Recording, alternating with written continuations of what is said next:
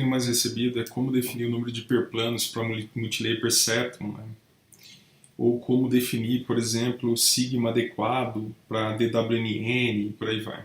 Aqui eu vou fazer um teste com vocês.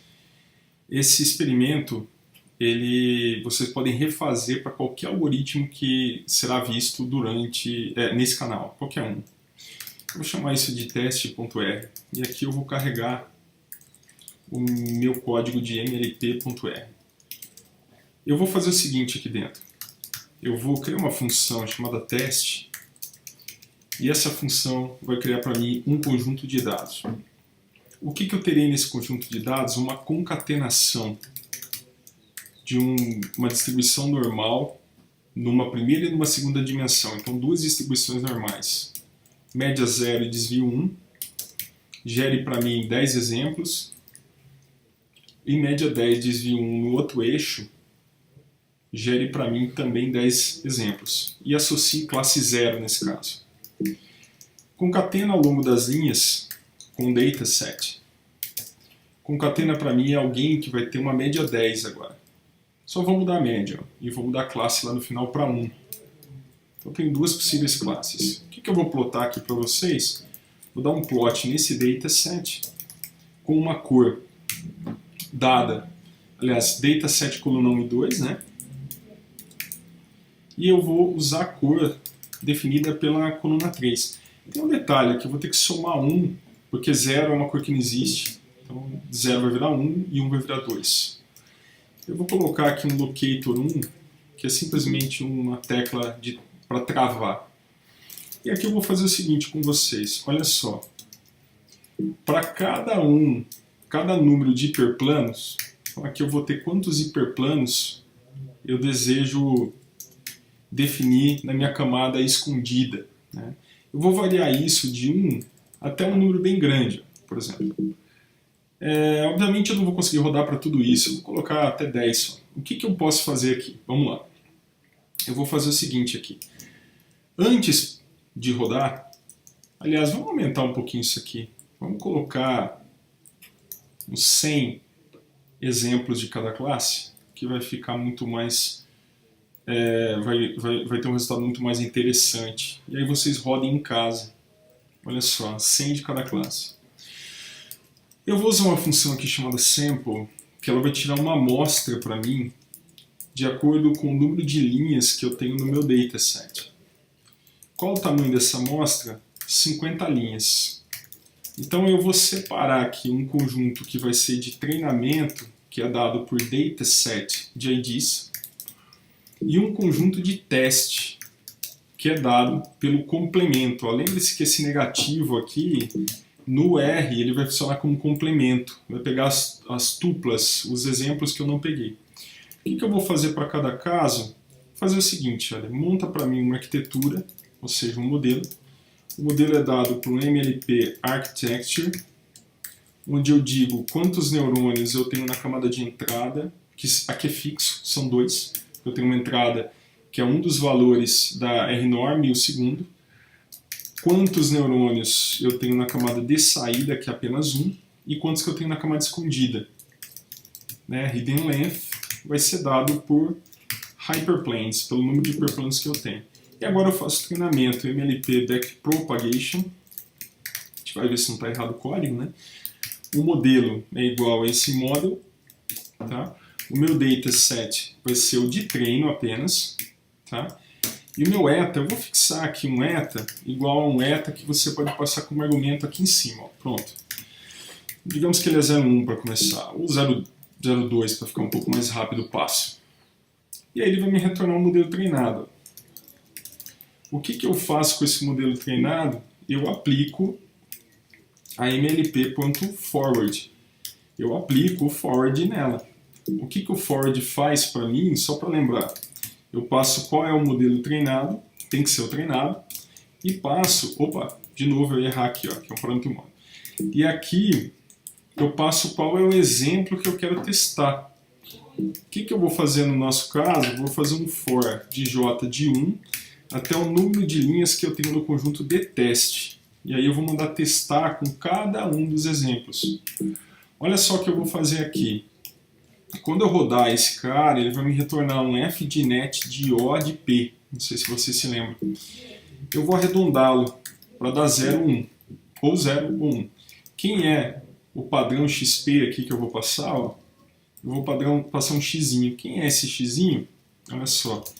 Ele será o meu conjunto de teste na linha J, que é onde eu estou variando meu for agora, da coluna 1 até a coluna 2, porque a coluna 3 representa para mim a classe que eu desejo acertar, que eu vou garantir que ela vem para mim aqui no y como numérico.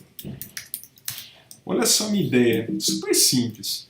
Eu vou pegar o resultado então que eu obtive aqui, que seria o y obtido, e esse aqui é meu y esperado, vou fazer ponto E aqui.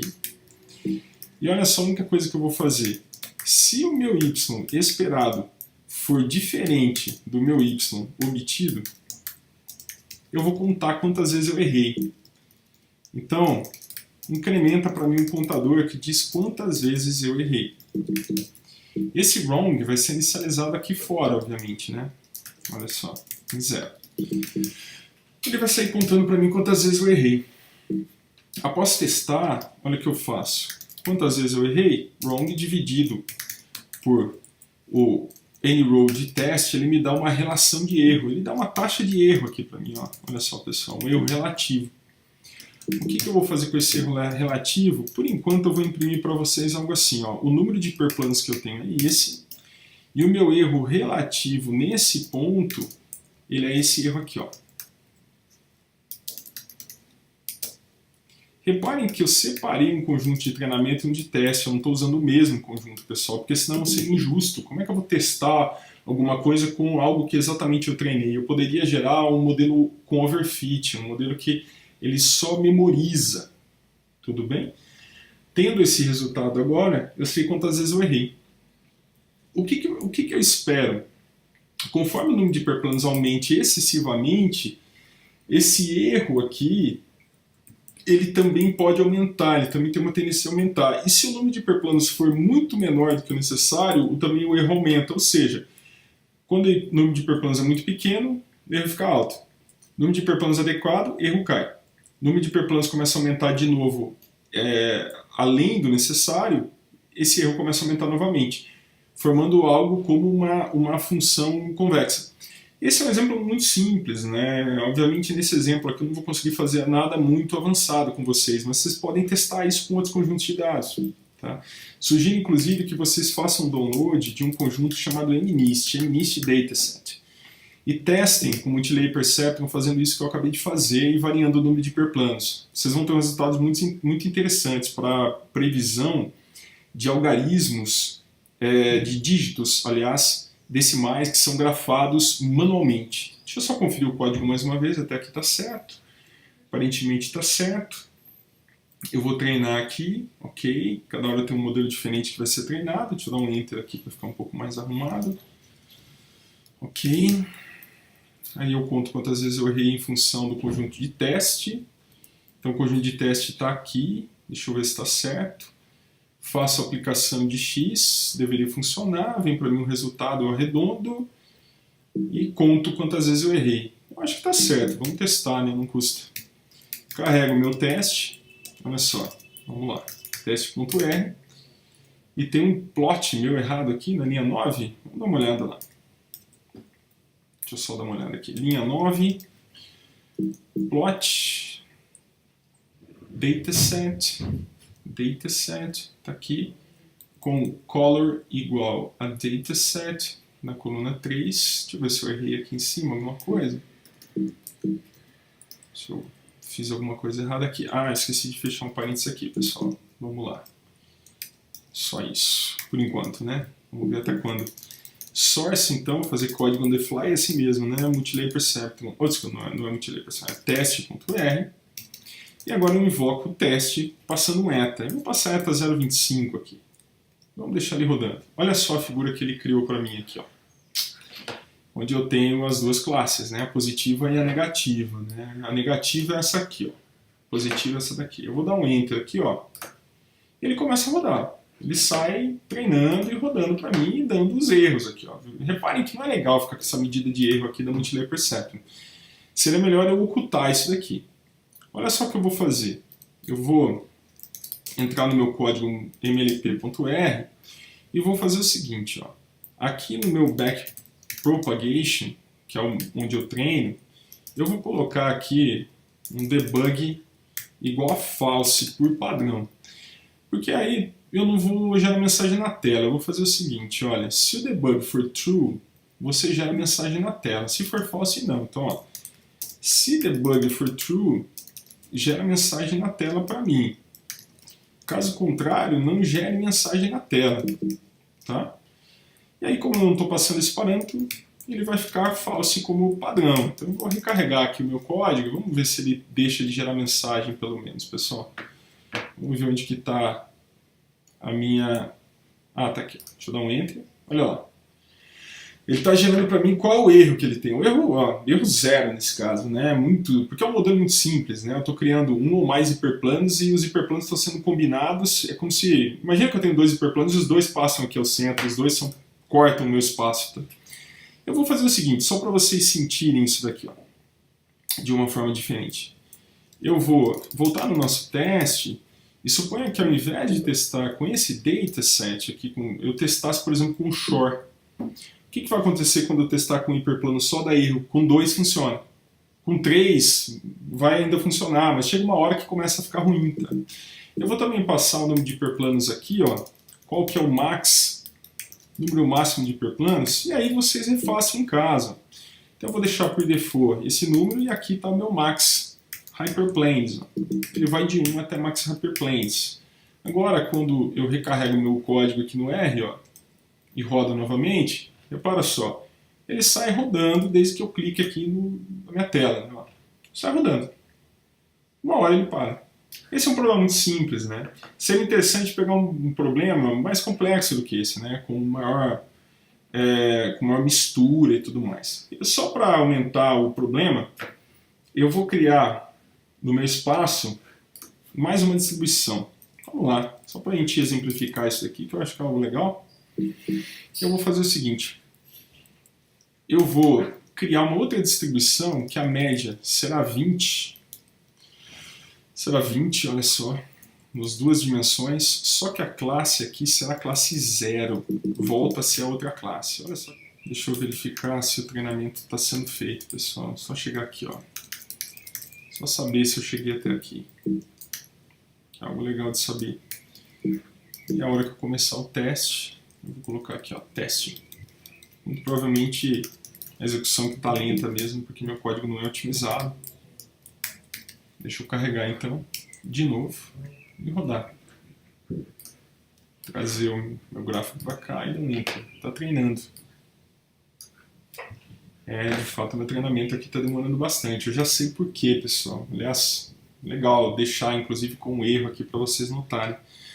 Ele está demorando muito porque eu tenho um problema de convergência. Deixa eu fazer o seguinte, ó. Eu vou matar aqui para vocês.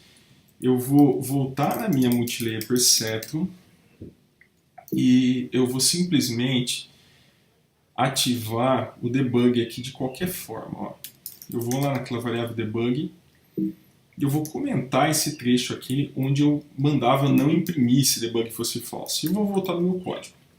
Vou recarregar e vou treinar. Olha só o que está acontecendo a hora que eu clico, sobre a minha figura. Repara, ele não converge.